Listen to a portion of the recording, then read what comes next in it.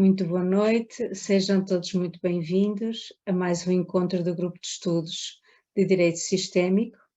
Estamos reunidos mais uma terça-feira para dar continuidade à leitura do livro Saúde, um Novo Olhar, do Dr. Renato Bertate. Alguém, por favor, pode mostrar a capa do livro? Obrigada. Obrigada, Helena. Ei, tantos! Estamos na página, eu vou ver aqui outra vez, na página 53, no tópico O Ajudador.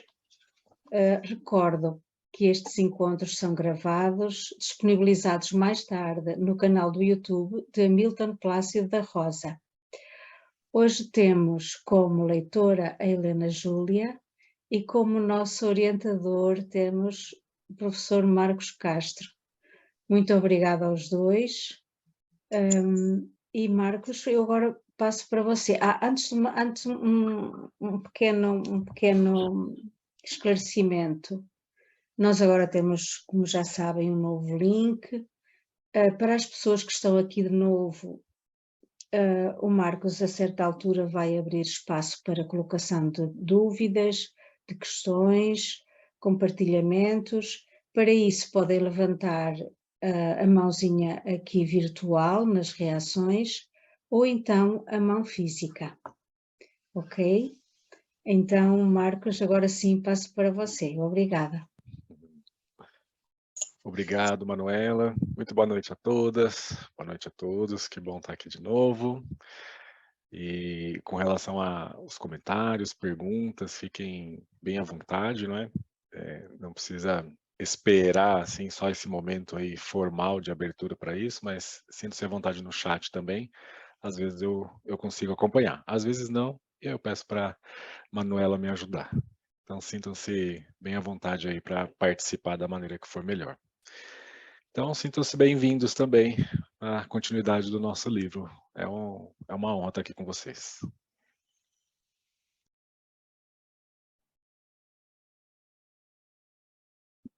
O Ajudador. Bert Hellinger, nas Ordens da Ajuda, diz que o ajudador deve se submeter à circunstância que o cliente apresenta. Negar essa circunstância ou não aceitá-la é partir de um princípio totalmente equivocado, que tira do ajudador a capacidade de realmente ver aquilo que se manifesta. Por exemplo, quando o cliente se apresenta com paralisia decorrente da poliomielite, não há cura nem como mudar o fato. Querer atuar nisso é não se submeter à realidade tal e qual, constitui uma arrogância. Para mim, o verdadeiro ajudador não busca cura, não se atreve a isso, mas permanece, acompanha o movimento sistêmico do cliente no que ele deseja, e no momento em que o cliente para, o ajudador deve cessar junto. Caso contrário, o ajudador estará querendo impor algo ao cliente, como se soubesse o que o outro quer ou necessita.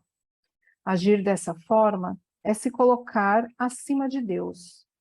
Quando alguém acredita saber o que é certo para o outro, na prática, tanto desconsidera o outro quanto o que há de maior por trás da situação. A arte de ajudar exige muito de todos nós, médicos e terapeutas, não só a criatividade e coragem, mas também uma profunda confiança. Confiança em quê? Na vida. O lugar interno totalmente a favor da vida, um espaço amplo, disponível a aceitar, no qual se deixa de lutar contra o que se apresenta, onde seja possível se despedir do certo, do errado, do bom, do mal, e se expor a tudo aquilo que surge exatamente como é. Helena, só como nós vamos trocar de tópico aqui, fazer um comentário rápido, porque essa aqui reflete para nós uma postura muito importante, né? Essa postura aí daquele que acompanha alguém nesse processo. E uma das ordens da ajuda, né, vem falar para nós assim que justamente nós devemos nos submeter a essas circunstâncias especiais que encontramos, né? Porque senão, em alguns momentos você fala assim, olha, existem ajudantes que verdadeiramente gostam de brincar de Deus, né? Como se pudessem brincar com esse Deus e com a própria vida, ou se colocar acima desse próprio Deus e da própria vida. E não é assim. Isso não funciona. Justamente essa é uma postura e uma atitude extremamente respeitosa do próprio ajudante. E, por que não dizer, humilde. Um respeito com os pés no chão, que se submete à realidade da forma como ela se apresenta. Então, muitos momentos, né, durante o processo, durante a constelação, é bom que vocês se coloquem nessa postura humilde e respeitosa, justamente para não querer avançar aonde não se deve avançar, porque muitas vezes, talvez, para o próprio ajudante, esteja visualizando um próximo passo e o cliente ainda não alcançou isso, e nós precisamos respeitar esse tempo. Nós precisamos respeitar essas camadas de profundidade até onde esse cliente também pode ir naquele momento. E esse respeito exige de nós essa atitude comedida, né? É aquela ação bem contenta. Então, em alguns momentos, quando existem constelações, por exemplo, nós estávamos falando do livro anterior, né, que era da parte do direito, um advogado, uma constelação, um processo. É tão importante essa atuação contenta, porque senão você cai no campo da curiosidade para saber algo mais, ou como isso se desdobraria, como se fosse essa verdade que se mostra e que se torna decisiva. Não é assim. Então aqui, a chamada de atenção é justamente a esse respeito, a essa humildade, a olhar para esse cliente e perceber também como esse cliente acompanha e até onde é possível ir, inclusive para que você não gere um trauma ainda maior para aquele próprio cliente. Então é preciso desse tempo, é preciso desse espaço e olhar para todas essas circunstâncias, e aqui também vem para nós, né, sem qualquer intenção. Porque se eu entro numa constelação e eu vou em um módulo de saúde, imediatamente você fala, não, aqueles que estão aqui com algum sintoma, com alguma doença, querem a cura, quero, né, me livrar disso, eu quero saber por que que isso acontece, e nós precisamos nos abster desses pensamentos o tempo todo. É como o mediador que vai para uma mediação e quer o acordo. Ele já vai com um objetivo muito claro na cabeça dele e perde a realidade toda que se apresenta.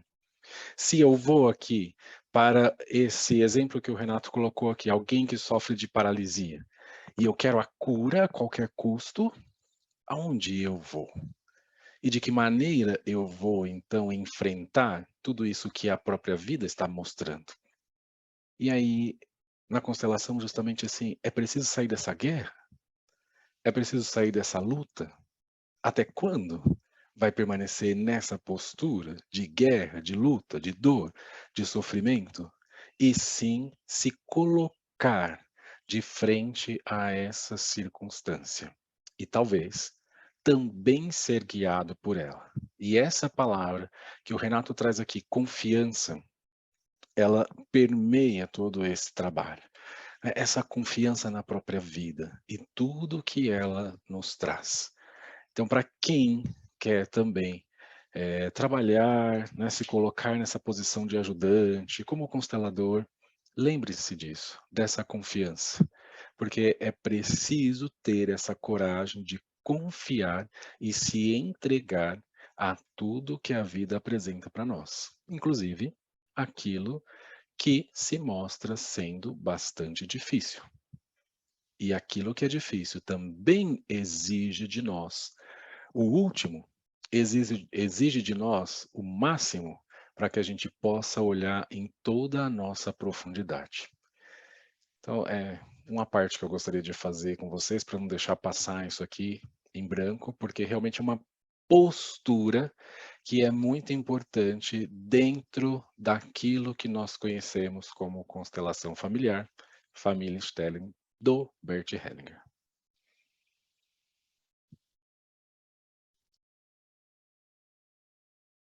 Posso fazer um comentário a respeito? Como sempre, as leituras é uma viagem, né? Esse trecho do ajudador, eu trouxe para mim como autoajuda, né? Quando a gente está se ajudando.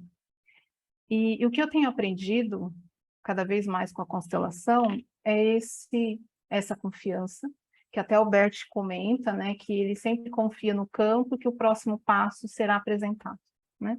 Sem a nossa intervenção. E esse não querer controlar, né? Porque até com a gente mesmo as coisas vão acontecendo e a gente fica se questionando, mas por quê? Mas quem é, né? E eu recentemente estava passando por uma situação em que eu ficava pensando, refletindo, nossa, o que é isso? O que é isso que está se apresentando? E eu realmente estava enlouquecendo com isso. E essa situação ficou muito claro numa aula com o Renato, em que isso continuava me incomodando, e a hora que surgiu outros assuntos no campo lá, apareceu o tema loucura. E aquele momento, aquilo ali ficou para mim muito claro, que eu tinha que parar, porque senão realmente ia enlouquecer. Então, assim, eu tenho aprendido muito isso, que a gente realmente tem que aguardar o próximo passo, que as coisas vão se apresentar, essa confiança. Volta aquele texto lá do ano passado, sei lá, A Hora Certa. Esse texto fica sempre reverberando na minha vida. Então, é muito importante mesmo, não só como facilitador, mas para tudo que acontece na nossa vida, porque a gente acaba ficando doente mesmo.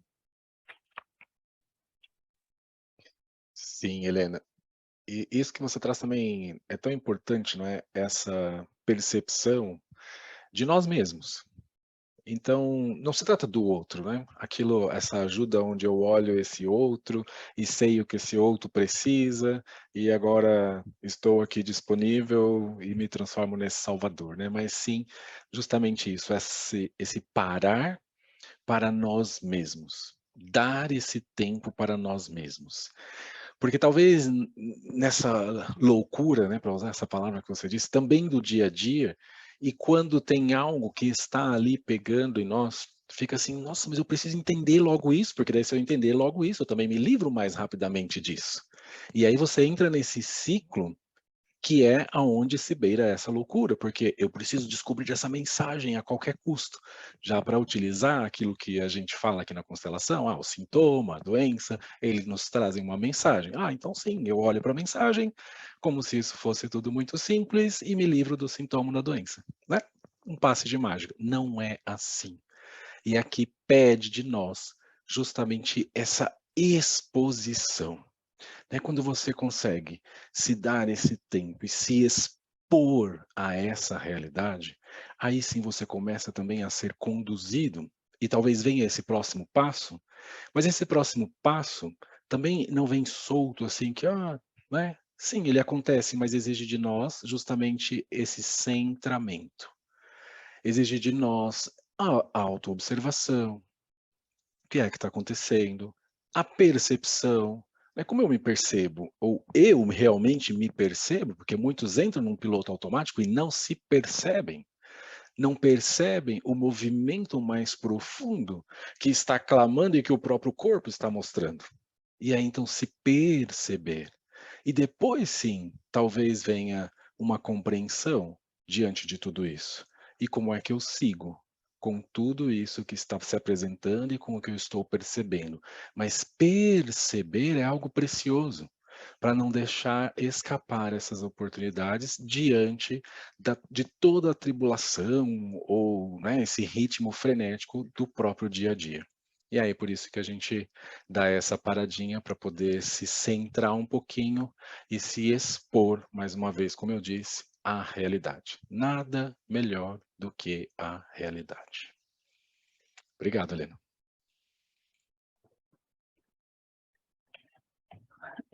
Antes de começar, apareceu para mim um tempo de reunião restante aqui, então não sei se vai encerrar a sala. Então, aí se cair, a gente volta.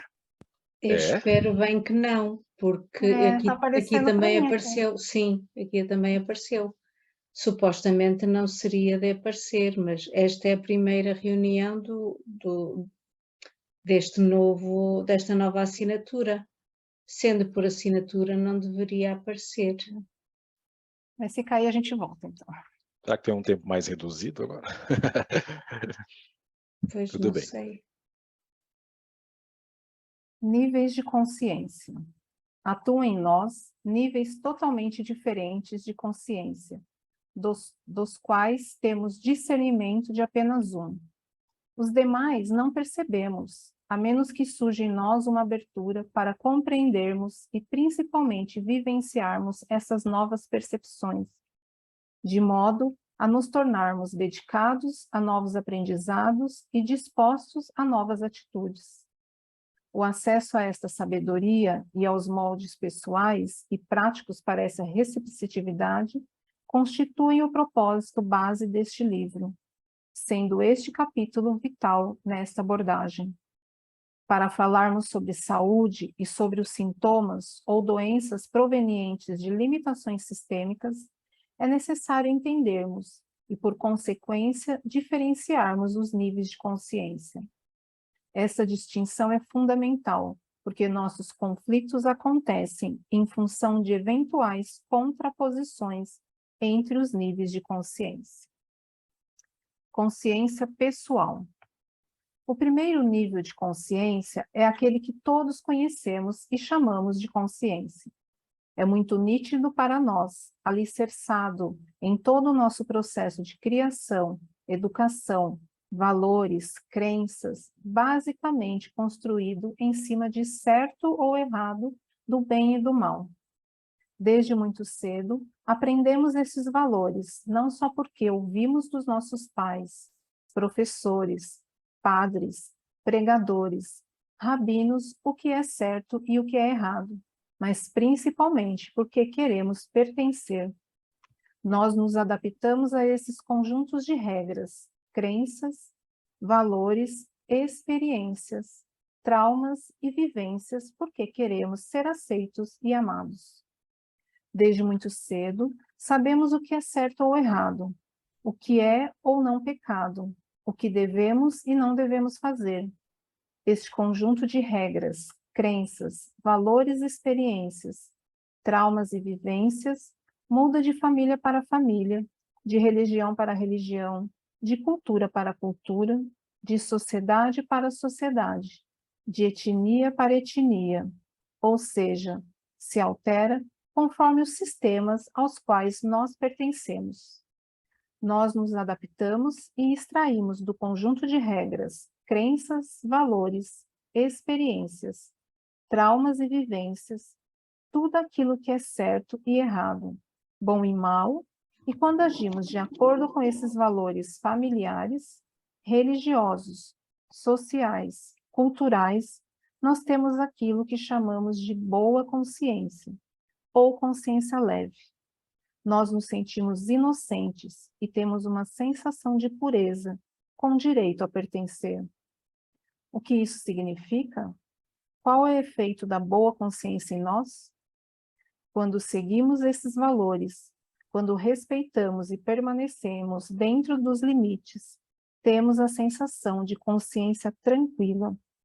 A tradução disso é: eu me sinto no direito de pertencer àquele sistema, àquela família, àquela religião, àquele grupo social. Para permanecer nessa consciência leve, devemos nos adaptar perante tudo aquilo que nos chega como impulso, como necessidade, e que vai contra essa consciência. De modo geral, reprimimos, contemos, porque queremos permanecer inocentes. Esforçamo-nos ao máximo, tamanho o desejo de continuarmos nos sentindo no direito de pertencer ao grupo de origem. Essa consciência pessoal ou psicológica é muito nítida. Nós a ouvimos quase como uma voz, o tempo todo, que avalia se algo está certo ou errado, se devemos ou não realizar determinada ação. Basicamente, nos guiamos no dia a dia, ouvindo essa voz dentro de nós, a que chamamos de consciência. Por exemplo, vivemos essa sensação quando estamos alinhados com a moral do grupo ao qual pertencemos. Se consideramos adequado ou não, nos comportamos dessa ou daquela forma perante esse grupo. A boa e má consciência pessoal. Um assaltante, filho de uma família de assaltantes, sai para assaltar, sentindo-se inocente. Este homem volta para casa depois de cometer um assalto, e todos celebram o resultado. Ele não sente culpa, porque dentro dos valores daquela família, assaltar está correto. Da mesma forma, os filhos de políticos corruptos se apropriam de valores indevidos, prejudicam a população e voltam para casa ou vão para a Europa felizes.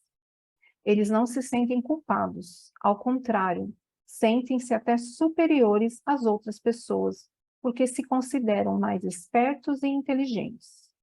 De acordo com a consciência pessoal, esses indivíduos são inocentes, e é justamente por se apoiar nessa inocência, nessa fidelidade, que criam tantas situações difíceis. As pessoas fazem o que fazem sentindo-se inocentes. Um homem-bomba que ama seu Deus, ama sua religião, que acredita no sacrifício do indivíduo como algo importante, arma seus explosivos e vai em direção a algo que deseja destruir. Ele segue de consciência pesada ou sentindo-se inocente? Será que esse homem-bomba não se sente até mesmo honrado por consumar tamanha demonstração de amor e fé ao seu Deus? Ele vai de forma inocente. Ele segue orgulhoso, porque dará a sua vida e levará a vida de muitas pessoas em nome de algo maior. Este é o aspecto da boa consciência na consciência pessoal. As piores tragédias da humanidade são cometidas em nome do amor, como uma prova, em última instância, do amor ou da fidelidade a algo ou alguém. A consciência pessoal, essa boa consciência, permite ao ser humano cometer as piores atrocidades de consciência leve, sentindo-se até mesmo um mártir, um herói. Esse nível de consciência psicológica tem, por outro lado, o aspecto que chamamos de má consciência ou consciência pesada. A má consciência nós vivenciamos como uma ameaça, um sentimento de culpa, o temor por perder o direito de pertencer. Se na família existe um valor. Colocar para gravar agora.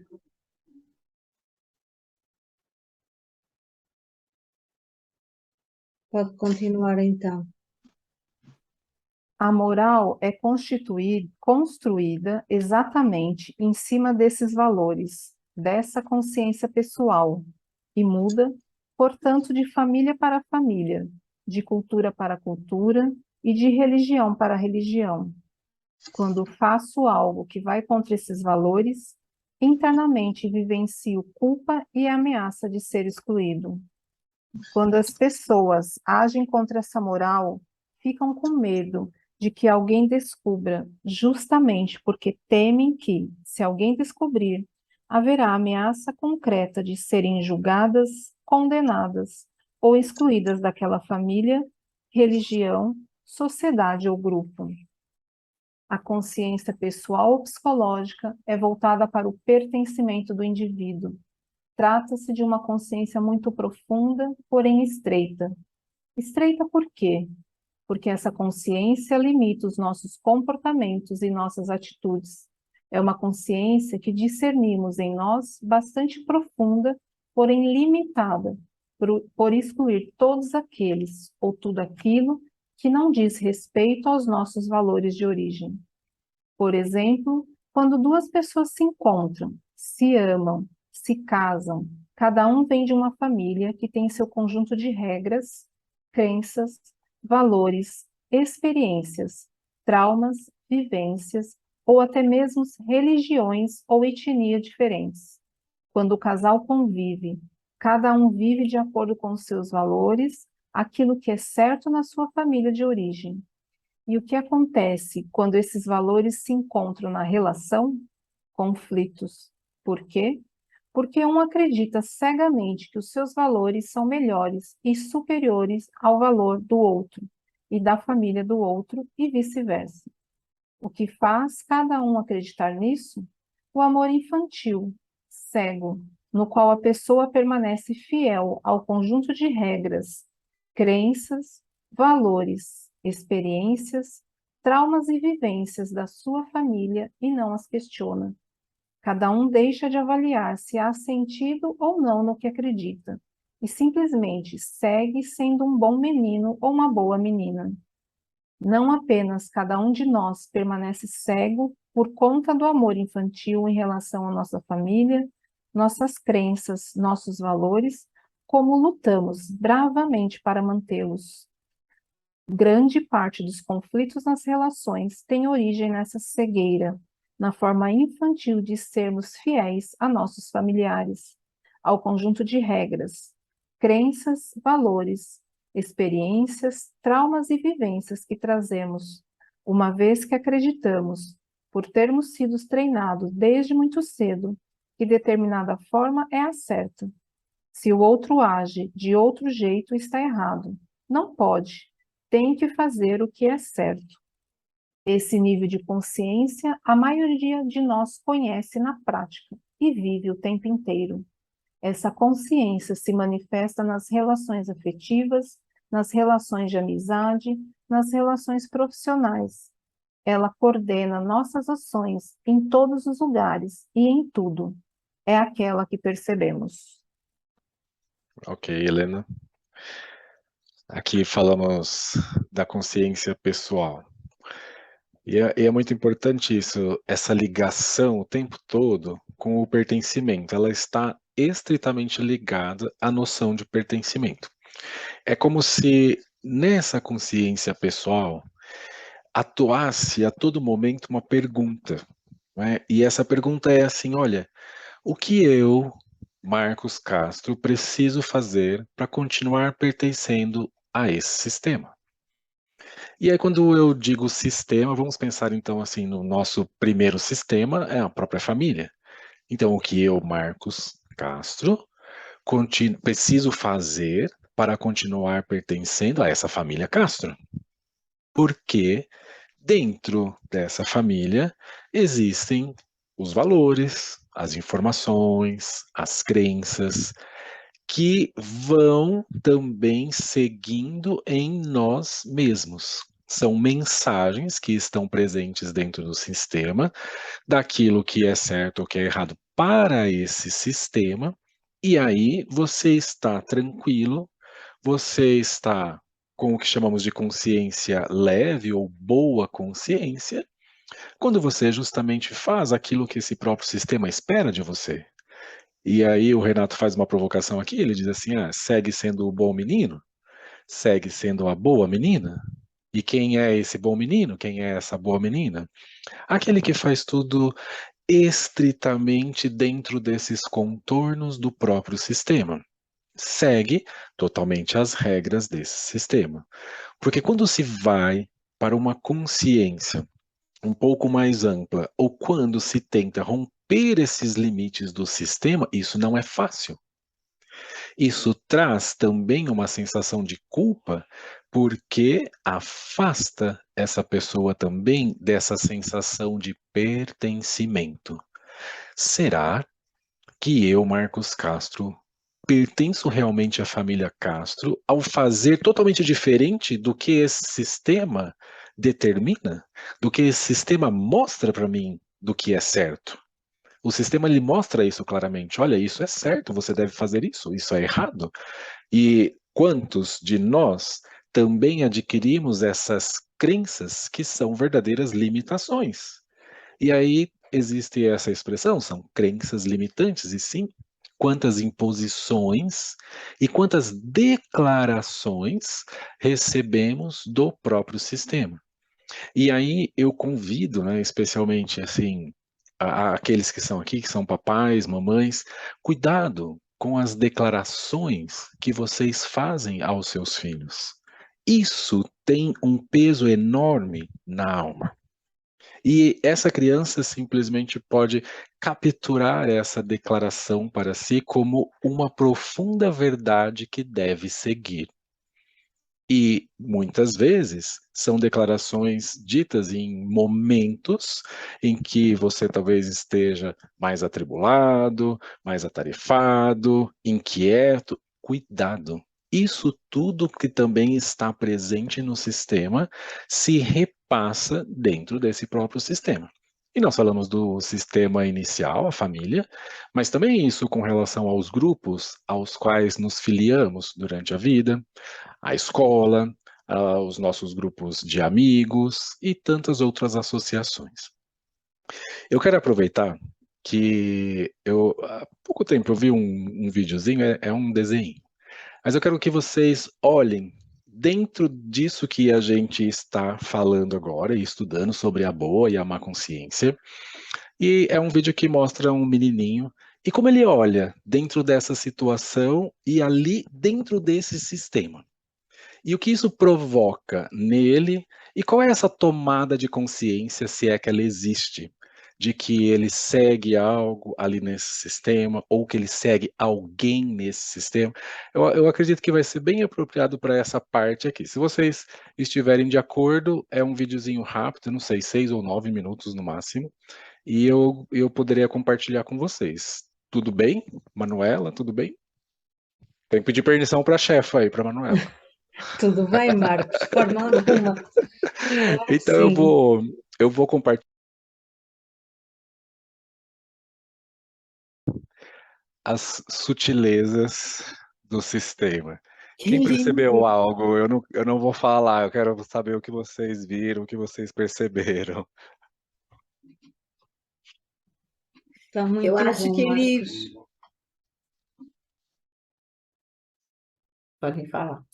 Sim, sim, pode falar, por favor. Eu vi ele recebendo maneiras diferentes de ser, de fazer as coisas, encontrando um jeito dele que incluía as duas gerações. Muito bom, Regina. E veja, né, como é dentro do sistema, como quando temos algumas informações, né, de como fazer, do jeito correto, como fazer, e talvez nós possamos também descobrir a nossa própria ferramenta. E para isso não precisa se desfazer daquilo que já existiu e que existe dentro do sistema, né, mas, quantas vezes eu já falei isso aqui, né, trazer algo novo exige de nós essa humildade, esse respeito, né. E cada um, assim, quando quando o menininho colocava ali, assim, a forma da barba, né, a vassoura de um, o bigode do outro, e depois ele encontrando uma ferramenta que fosse própria. Então, muito legal isso que você também trouxe para nós, Regina. E ele vira o boné, né, a boina, não fica nem de um jeito nem do outro. Eu ia perguntar assim, Demais. em que momento vocês perceberam uma tomada de consciência? Para mim, nessa virada da boina, do boné ali, né, onde ele fala: "Oh, espera aí, agora eu", não é? E também, eu não sei se era o pai, o avô, vamos imaginar que fosse, mas assim, o bonezinho do jeito do pai ou do jeito do avô, e de repente agora ele descobre uma maneira dele também de utilizar essa boina, né. Isso é algo que foi bem marcante também para mim.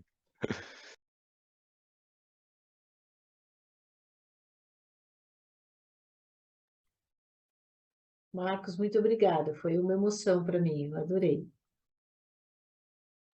O videozinho chama La Luna. Tá disponível aí na internet. Alguém mais, gente?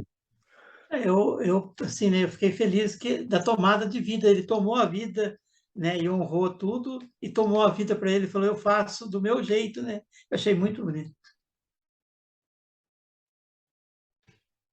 Isso mesmo, Ronaldo. E igual nós estávamos lendo aqui, assim, né, sobre esse pertencimento, a boa consciência quando vai se fazendo exatamente como o sistema mostra, o que é certo, a má consciência quando eu vou me afastando disso tudo, e essa má consciência que em alguns momentos vem também junto com essa culpa, né, será que eu posso mesmo fazer isso? Né? Não foi assim que me ensinaram. Não foi assim que o sistema me passou o que deve ser feito. O sistema mostrou a maneira como é para fazer. E agora, tenho eu essa permissão para fazer diferente? Como eu posso fazer isso? São vários questionamentos internos que se passam em frações de segundos, ou às vezes são memórias e lembranças que acompanham durante toda uma vida, até essa tomada de consciência. E aí o menininho mostra para nós ali quando ele pega essa ferramenta dele mesmo, né, e enfim, ser ele mesmo. E aí, vocês acham que ele pode ser ele mesmo e ser o bom menino ou não?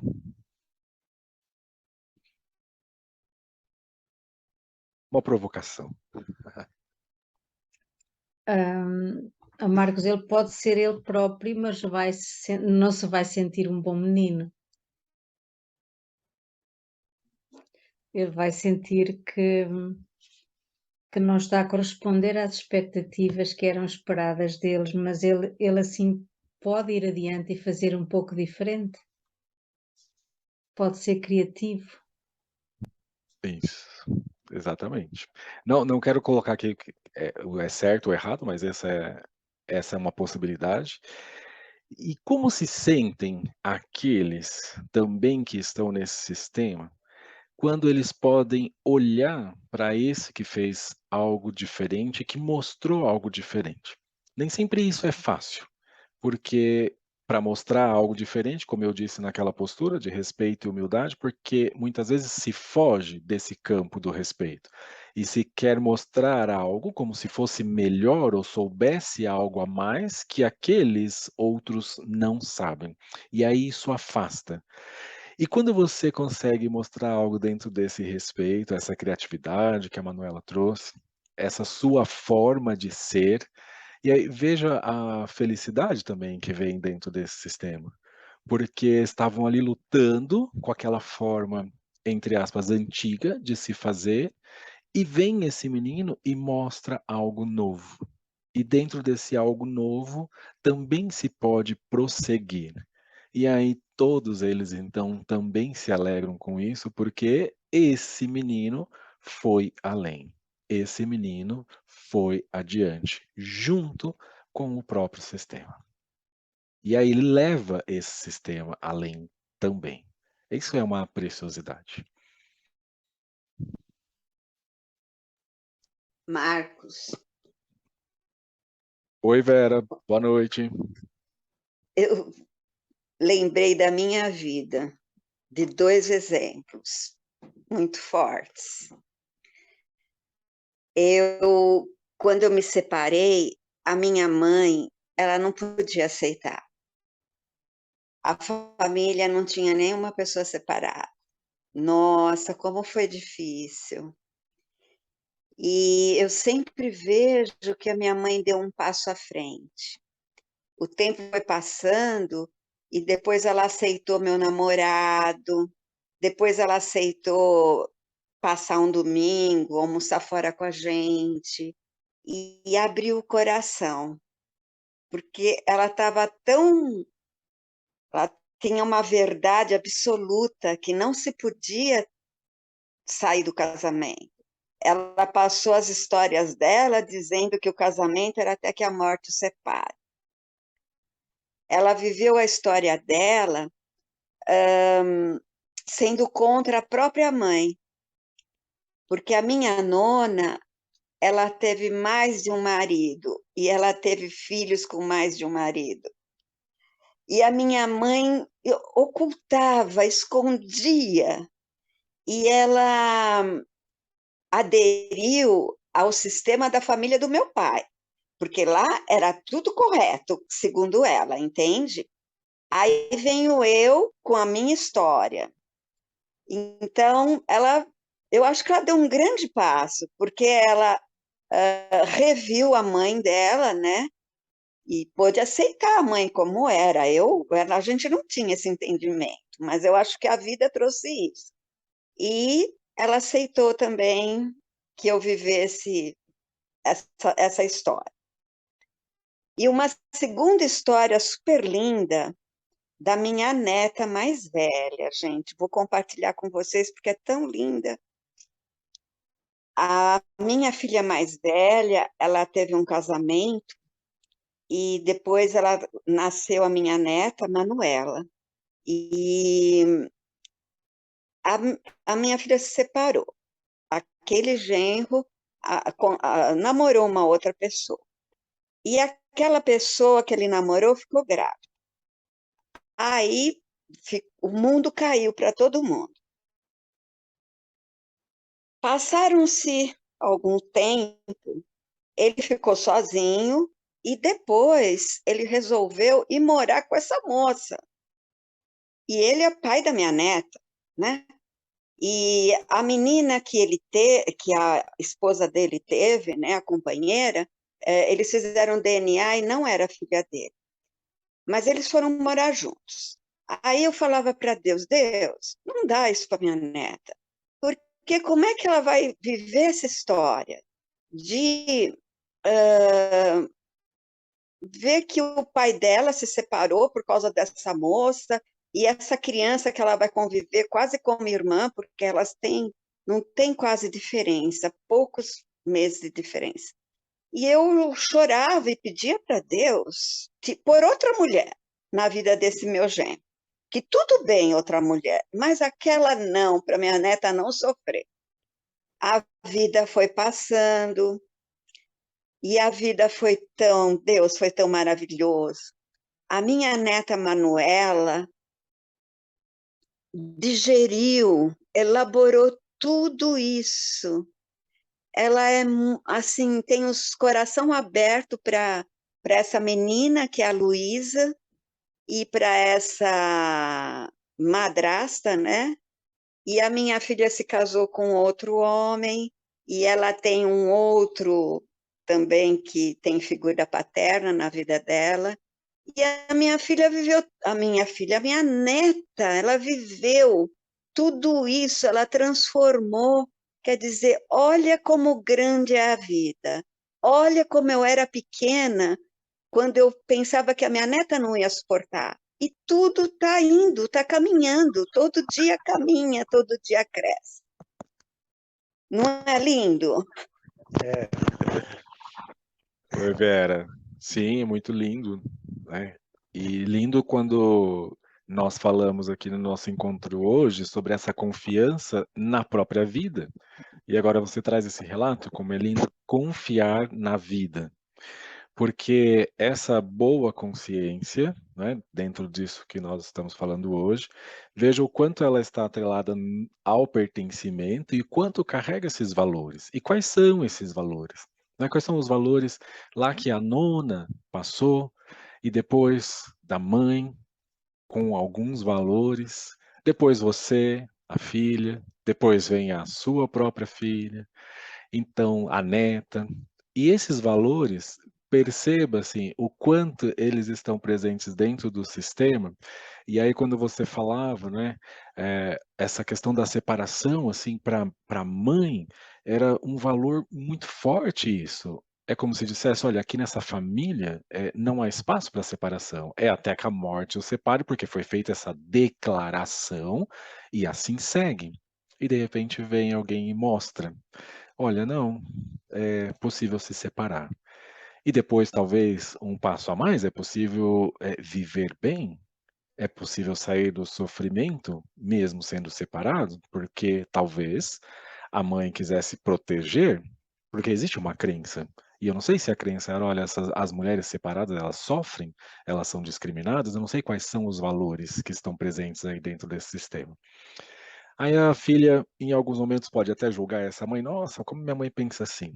E depois vem a vida assim e coloca uma nova situação que também te convida a ir além.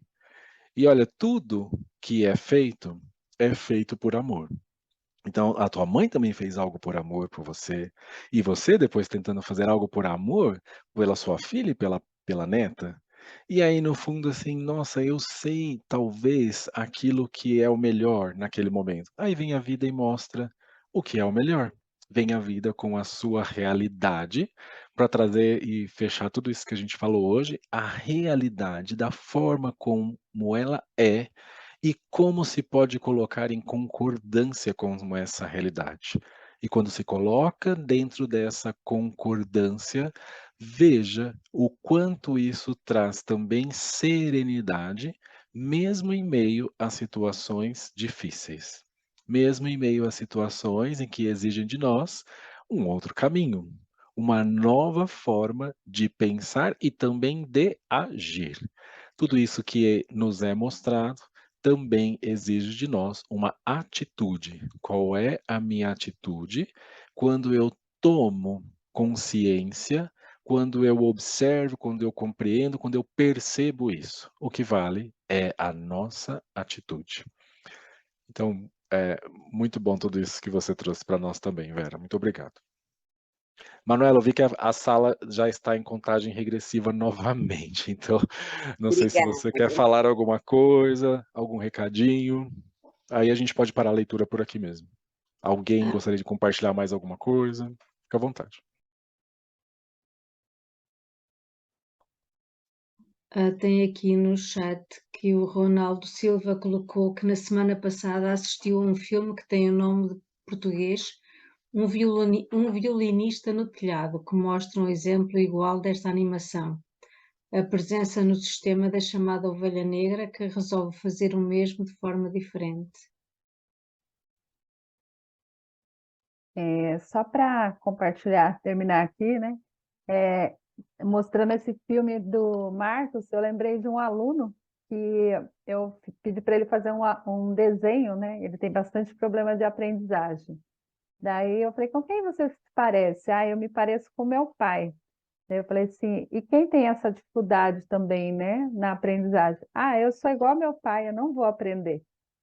Então, assim, é tão incrível que a gente tem que tomar cuidado até com as nossas palavras, né? Porque muitas vezes essa comparação faz que esse pertencimento aconteça até mais forte, né? Então, assim, eu não vou aprender porque meu pai também não aprendeu, né? Então, você vê como que é forte isso, né? Marcante. Então, assim, a gente tem que estar sempre desconstruindo. Eu posso, mas você pode fazer diferente. Falei para ele, imagine se você aprender, né? Como que seu pai vai gostar, é diferente, né? E aí ele falou assim, ah, é verdade, meu pai vai gostar se eu aprender, né? Então, assim, fez até dar uma melhorada, né, com esse novo olhar. Então, essa questão do pertencimento e a boa e a má consciência é bem, né? Quando a gente tem essa consciência, é mais fácil da gente estar também deixando, né, de seguir Sim. essa inconsciência, né? E o que essa criança está dizendo? O que essa criança diz na alma quando ela fala assim, não, eu não vou aprender, eu vou ser igual ao meu pai? O que ela está dizendo é, meu pai, como eu te amo. Eu te Sim, amo tanto. E aí, um professor também pode chegar e falar assim: "Nossa, como eu vejo esse amor seu pelo seu pai. Como é bonito de ver esse amor pelo seu pai.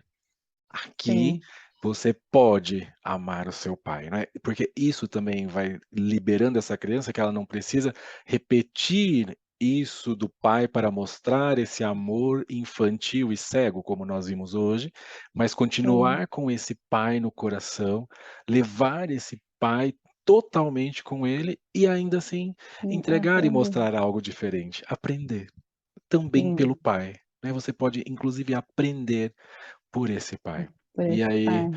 ah, essa criança É. também pode Sentir respirar aliviada. aliviada, né? Sim, Exatamente, Mara. Muito muito obrigado. bom. Obrigada eu. Meus queridos, nós estamos aí para, nós não vamos voltar novamente, né, também já estamos no nosso horário, e tem a contagem regressiva ali que está 1 minuto e 20 segundos. Então tá horário político aqui no Brasil, Manuela, tem que falar rapidinho. Obrigado, Oh, deixo com você, Manuela, se tiver algum aviso aí. vou tentar resolver, vou ver se consigo. Vou falar com o Milton e espero que no próximo encontro já não tenhamos que voltar a entrar na sala a meio do encontro. Muito obrigada, Marcos, pela sua condução, pela sua entrega, pela sua dádiva a todos nós. Muito obrigada. Obrigada, Helena, pela sua leitura. Obrigada a todos vocês e desejo uma excelente semana e até à próxima terça-feira. Muito obrigada a todos. Bem-ajam. Bem, Tchau, até a até próxima depois. semana. Beijo no Boa coração. noite. Boa noite, pessoal. Até semana que vem. Boa noite. Até semana. certo. Obrigada. Gratidão, boa noite. Tchau, boa noite. Tchau, boa noite. Boa